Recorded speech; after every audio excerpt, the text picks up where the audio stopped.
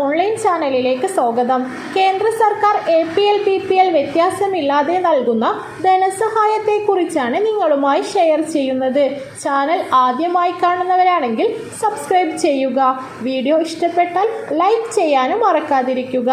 കേന്ദ്ര സർക്കാർ നടപ്പിലാക്കിയിട്ടുള്ള 2 ധനസഹായ പദ്ധതി APL BPL വ്യത്യാസമില്ലാതെ 11,000 രൂപയോളം സ്ത്രീകൾക്ക് നൽകുന്ന പദ്ധതിയാണ്.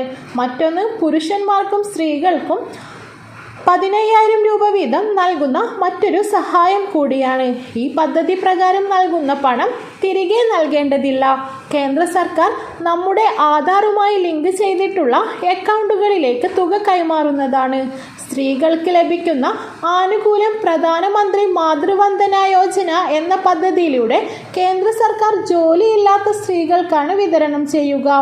ഈ പദ്ധതിയിൽ മുൻപ് 5,000 രൂപയായിരുന്നു വിതരണം ചെയ്തിരുന്നത്. എന്നാൽ ഇതിലൂടെ 6,000 രൂപ കൂട്ടി 11,000 രൂപയാക്കി ഉയർത്തിയിട്ടുണ്ട്. APL BPL വ്യത്യാസമില്ലാതെയാണ് ഇത് വിതരണം ചെയ്യുക. അടുത്തുള്ള അംഗൻവാടി വഴിയാണ് ഈ പദ്ധതിക്കായി അപേക്ഷ നൽകുക. 18 വയസ്സ് കഴിഞ്ഞവർക്കാണ് അപേക്ഷിക്കാനാവുക. Aadhaar card, ration card, bank passbook എന്നിവയാണ് രേഖകളായിട്ട് വേണ്ടത്. ചെറിയ കുട്ടികളുള്ള അമ്മമാർക്കാണ് ഈ ആനുകൂല്യം ലഭിക്കുക.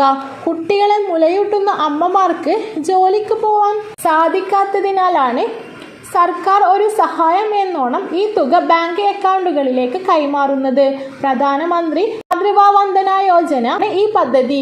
ഈ പദ്ധതിയിലൂടെ ചെറിയ കുട്ടികളുള്ള അമ്മമാർക്കും ഗർഭിണികൾക്കും പോഷകാഹാരക്കുറവ് പരിഹരിക്കാനും ചികിത്സാ ചിലവിനുമെല്ലാമായിട്ടാണ് ഈ പണം ഉപകാരപ്പെടുന്നു.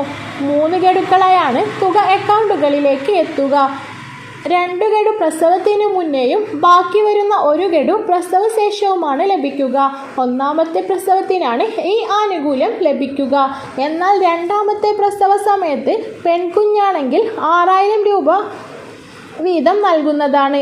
ആൺകുഞ്ഞാണെങ്കിൽ ഇത് ലഭിക്കുകയില്ല. രാജ്യത്ത് പെൺകുട്ടികളുടെ ജനന നിരക്ക് കുറയുന്ന സാഹചര്യത്തിലാണ് ഈ പദ്ധതി നടപ്പിലാക്കിയത്. അടുത്തതായി കഴിഞ്ഞ ദിവസം പ്രധാനമന്ത്രി നടപ്പിലാക്കിയ പുതിയ പദ്ധതി കൂടിയുണ്ട്. പ്രൈവറ്റ് സെക്ടർ ജോലി നേടുന്ന യുവാക്കൾക്ക് 15,000 രൂപ നൽകുന്ന പദ്ധതിയാണിത്. ഈ ആനുകൂല്യം യുവാക്കളുടെ ഔപചാരിക തൊഴിൽ സൃഷ്ടിക്കുന്നതിനും യുവാക്കളുടെ സാമ്പത്തിക സുരക്ഷിതത്വത്തിനും വേണ്ടിയാണ്. ഈ പദ്ധതിക്കായി 99,446 കോടി രൂപ അനുവദിച്ചു കഴിഞ്ഞു. 2 വർഷത്തിനുള്ളിൽ ധാരാളം തൊഴിലവസരങ്ങൾ നൽകുന്നതിനായാണ് ഇത്തരം പദ്ധതി കൊണ്ടുവന്നിട്ടുള്ളത്.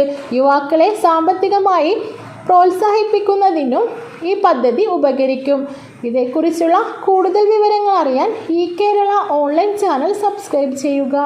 ഈ വിവരം മറ്റുള്ളവരിൽ എത്തിക്കാൻ ചാനൽ ഷെയർ കൂടി ചെയ്യുക.